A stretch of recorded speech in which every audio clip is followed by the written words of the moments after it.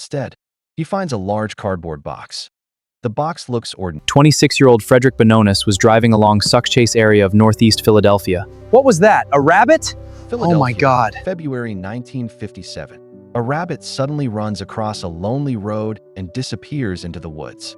A young college student stops his car and follows it into the bushes.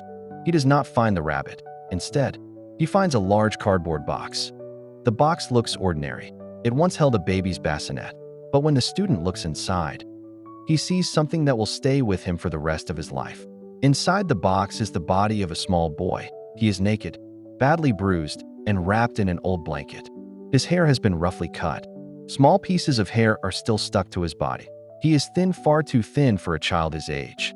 The police arrive and begin asking questions. Who is this child? Where are his parents? Why has nobody reported him missing? And who placed him inside a box and left him beside a road?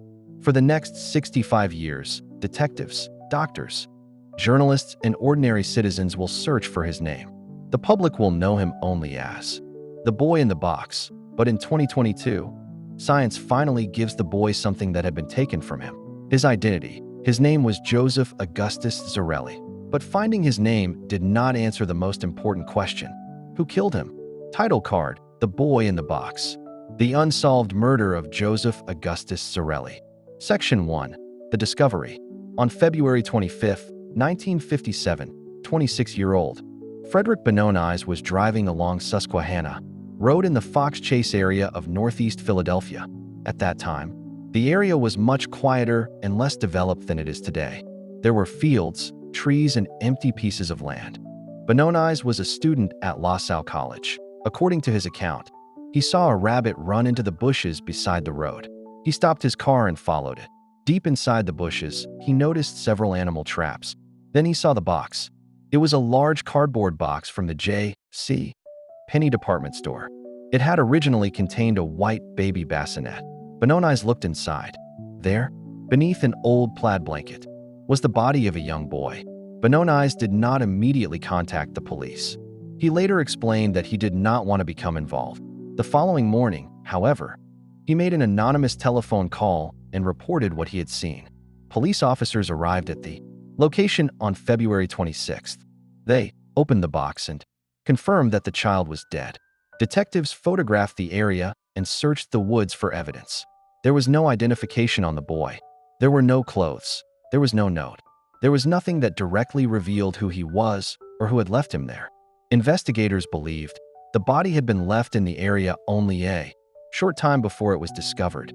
Another young man later said that he had seen the box earlier while he had been frightened and had not reported it. Woods for several days while people passed nearby. Without realizing what was inside the box, the report made by Bononis finally brought the police to the scene. Section 2. What the autopsy revealed. The child was taken to the medical examiner's office. Doctors estimated that he was between 4 and 6 years old. He had fair skin, blue eyes, and light brown or blonde hair. He was small and severely underweight.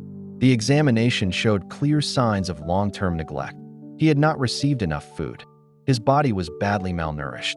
He also had several bruises, especially around his head and face. Investigators concluded that he had suffered violent blows and that his death was a homicide. There were other unusual details. His hair appeared to have been cut shortly before or possibly after his death.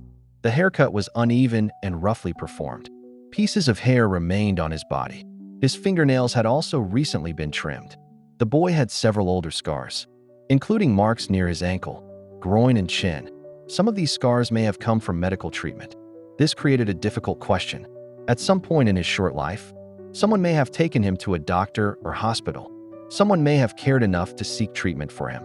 But by February 1957, he had been starved, beaten, and abandoned. Detectives believed that somebody must have known him. A doctor may have treated him. A neighbor may have seen him. A teacher, family member, or shopkeeper may have recognized his face. Yet no one came forward with information that could identify him. Section 3. A city searches for his name. The Philadelphia Police Department began one of the largest identification efforts in the city's history. Investigators took the boy's fingerprints and compared them with available records. They contacted hospitals, schools, orphanages, doctors, and social service organizations. They studied missing child reports. They searched birth records and medical files. They also tried to trace the cardboard box. The box had once contained a bassinet sold by J.C. Penney. Investigators learned where the bassinets had been sold and attempted to locate the people who had purchased them. Most of the boxes were eventually accounted for, but the box containing the boy could not be connected to a specific buyer. Police also examined a blue corduroy cap found close to the scene. The cap had been specially made, and only a small number had been sold. The shop assistant remembered the man who had purchased it, but police were unable to find him.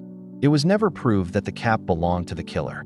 The Philadelphia Inquirer printed approximately 400,000 flyers showing the boy's face. The flyers were placed in shops, distributed on streets, and included with gas bills sent to homes across Philadelphia. Newspapers in other parts of the United States also published his photograph. Police hoped that one person would look at the picture and say, "I know that child." Many people contacted the police. Some believed the child was a missing relative. Others offered theories, rumors, and possible names. Investigators followed hundreds of leads. None of them gave the boy his identity. No parent arrived at the police station. No confirmed relative claimed his body. And no one could explain why a small child had disappeared without an official missing person report. Section 4. Theories and false leads. As the years passed, many theories developed. One theory focused on a foster home located not far from where the body had been found. A medical examiner's employee named Remington Bristow spent many years investigating the case. He believed the boy might have been connected to that home. During an estate sale, Bristow reportedly found a bassinet similar to the one that had once been inside the cardboard box. He also saw blankets that reminded him of the blanket wrapped around the child. But similarities are not proof. Police investigated the foster home and accounted for the children who had lived there. They found no evidence that connected the family to the murder. The theory was eventually rejected. Another major claim appeared in 2002. A woman known publicly only as M or Martha contacted investigators. She told police that her mother had obtained a young boy in the 1950s and kept him hidden inside their home. According to her story, the child was called Jonathan. She claimed that he had been badly abused and that her mother eventually killed him. She also described helping her mother place his body in a cardboard box and leave it in the Fox Chase area. Parts of her story appeared to match details from the case. She mentioned the boy's haircut, the box, and the location where the body had been abandoned. She also described an unknown driver stopping near them and asking whether they needed help. A driver had actually told police about seeing a woman and a teenager near a car in that area around the time the body was abandoned. However, investigators could not prove Martha's story. Neighbors said they had never seen a young boy living inside the house. Searches produced no physical evidence. Her description of the boy's name also did not match the identity discovered years later. Police did not completely prove or disprove every part of her account, but there was not enough evidence to treat it as the solution. It remained only a theory. Over the decades, investigators considered many other possibilities. Some believed the boy was a refugee. Others believed he had been secretly adopted. Some thought he had been raised under a different name. Each theory created new hope. Each one eventually ended without a confirmed answer. Section 5. America's Unknown Child. When no family claimed him, the boy was buried in a public cemetery. For many years, his grave had no proper name. Members of the community continued to visit him. People brought flowers. Police officers and investigators remembered him long after the newspapers stopped printing regular stories about the case. In 1998, authorities exhumed his remains. DNA technology had improved, and investigators hoped that a genetic profile might finally identify him. Samples were taken, but the DNA was old and badly damaged. Scientists could not produce the kind of complete profile needed to identify him. After the examination, the child was reburied at Ivy Hill Cemetery. A new grave marker was placed above him.